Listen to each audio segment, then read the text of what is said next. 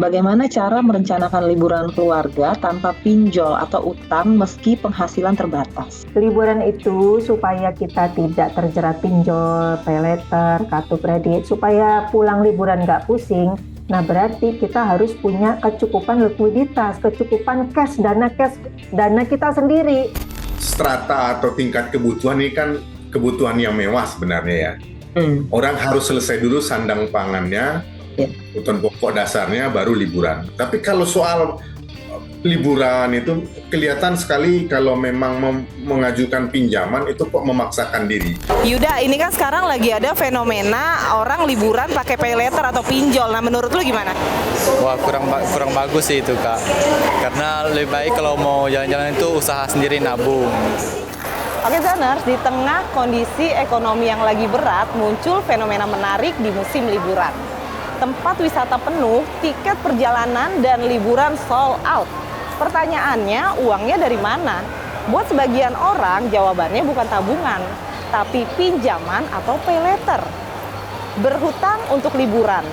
Berlibur dulu, bayarnya belakangan. Memang salah? Gue bikin lo paham dalam 10 minutes.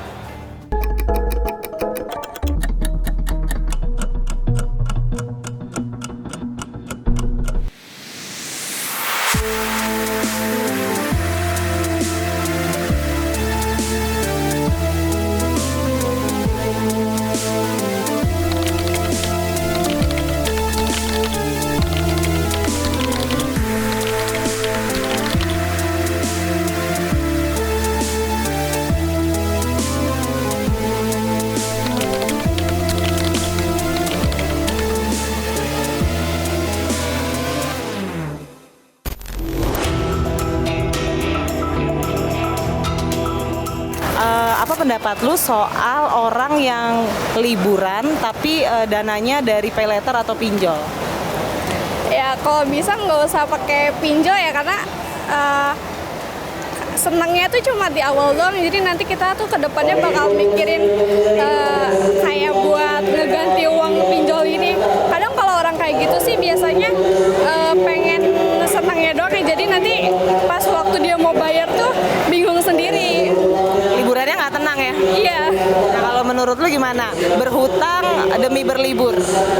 Kayaknya terlalu memaksakan banget sih ya. Mungkin dia terlalu gengsi kali ya.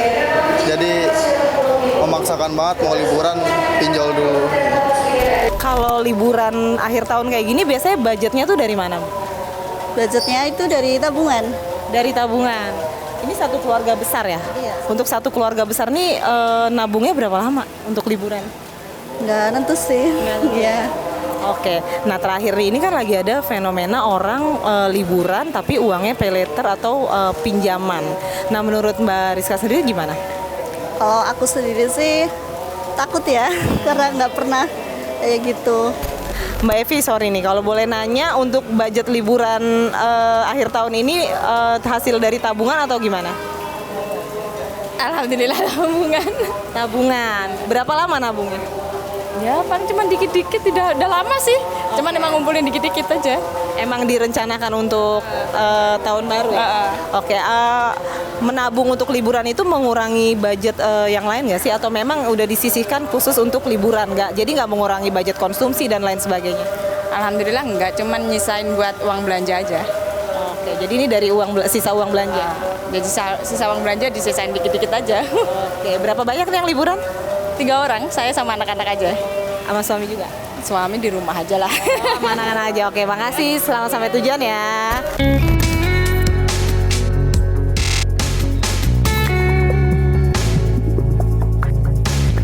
Oke Bapak, aku langsung aja ya Pak ya. Di saat daya beli sekarang lagi tertekan karena kondisi perekonomian sedang lesu nih Pak. Kenapa konsumsi liburan justru makin tinggi nih Pak? Apalagi nih akhir tahun dan juga mau tahun baru. Nah, apa ini adalah tanda-tanda bahwa perekonomian kita sudah mulai pulih atau sebenarnya ada unsur memaksakan diri gitu dari masyarakat? Seperti apa Pak? Ya, by data kan memang secara makroekonomi pertumbuhan kita biasa-biasa saja. Tapi di lain pihak konsumsi masyarakat tidak bisa di stop ya. diberhentikan karena ini menyangkut kebutuhan masyarakat terhadap suatu komoditas. Nah, masalahnya sekarang apakah prioritas masyarakat ini didasarkan pada akal sehat, rational thinking, atau berdasarkan keinginan? Inilah yang harus kita lihat secara komprehensif. Apa sebenarnya yang memicu Pak masyarakat tetap ingin sekali melakukan liburan walaupun sebenarnya dari sisi kemampuan perekonomiannya juga rendah, atau sebenarnya akhirnya memaksakan diri untuk melakukan pay later atau pinjaman online atau berhutang dan lain sebagainya? Kalau liburan atau leisure ini kan kalau dilihat dari strata atau tingkat kebutuhan ini kan kebutuhan yang mewah sebenarnya ya. Orang harus selesai dulu sandang pangannya, kebutuhan pokok dasarnya, baru liburan. Tetapi masalahnya mungkin ya sebagian besar masyarakat kita ini sudah menjadi kebiasaannya liburan itu menjadi kebutuhan pokok. Jadi sudah ada shifting ya, pergeseran melihat liburan dalam perspektif. Tapi kalau soal liburan itu kelihatan sekali kalau memang mengajukan pinjaman itu kok memaksakan diri. Dan kalau memaksakan diri menurut saya intervensi pemerintah melalui Otoritas Jasa Keuangan OJK, yaitu Deputi Pendidikan dan Edukasi Literasi Keuangannya yang tidak bekerja menurut saya. Seberapa besar sebenarnya risiko ekonomi jika masyarakat makin terbiasa menutup kebutuhan rekreasi dengan cicilan, Pak? Atau dengan pinjol atau pay later? Sudah menjadi kebiasaan ya, sudah menjadi budaya ya.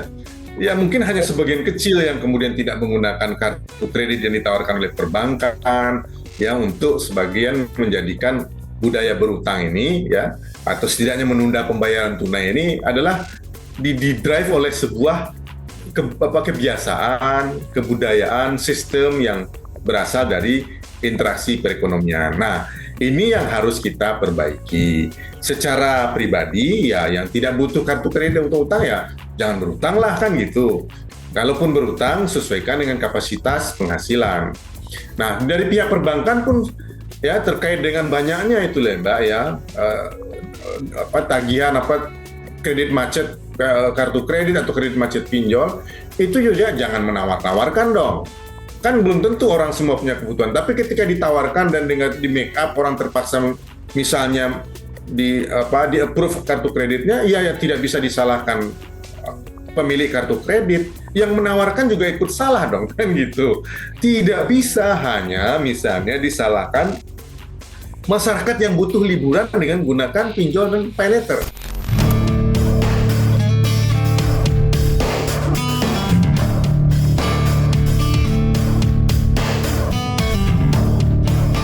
Kan di tengah ekonomi yang katanya lagi sulit seperti ini, kenapa banyak keluarga yang tetap memaksakan liburan sampai berhutang? Nah, apakah ada kesalahan pola pikir yang paling sering terjadi menurut Ibu? Ya, jadi biasanya orang menganggap bahwa yang namanya liburan itu wajib ya. Jadi kayak semacam pelepasan lah gitu, pelepasan stres ya. Liburan itu penting, perlu dilakukan, namun harus sesuai dengan kemampuan. Apakah dalam kondisi ekonomi seperti saat ini, uang tabungan itu lebih baik digunakan untuk hal yang lebih penting, atau nggak apa-apa di akhir tahun digunakan untuk liburan, setelah itu nanti nabung lagi atau habis gitu uangnya? Ada beberapa sinyal-sinyal ekonomi yang kita itu harus sensitif bahwa ini akan terjadi inflasi tinggi, ya kemudian mungkin terjadi ketidakstabilan ekonomi yang bisa menyebabkan risiko kita, kepastian pekerjaan kita itu terancam ya. Bisa jadi kita bekerja sekarang, tapi mungkin 2-3 bulan lagi belum tentu perusahaan kita itu masih bisa berlangsung ya. Itu akan menyebabkan kita terancam gitu sumber pendapatannya. Kalau sebuah keluarga idealnya punya 6-12 kali pengeluaran per bulan. Contoh, pengeluaran per bulannya misalnya 10 juta. Biasanya ini mungkin keluarga menengah ya, 10 juta. Berarti setidaknya dana darurat itu harus punya dana tabungan ya, khusus buat darurat. Nggak boleh diganggu-ganggu buat liburan itu Mbak Fitri. Yang harus diprioritaskan tabungan dana daruratnya dulu, karena kita kok menangkap sinyal-sinyal ekonomi yang tidak stabil ya. Ya, jadi kita harus persiapkan itu dulu. Liburan ya tetap jalan, tetapi harus kreatif. Gimana caranya supaya tidak mengganggu dana darurat kita. Liburan memang soal bahagia, soal jeda sementara dari rutinitas yang melelahkan. Tapi jika kebahagiaan dibeli dengan utang, maka risikonya pun ikut pulang bareng kita.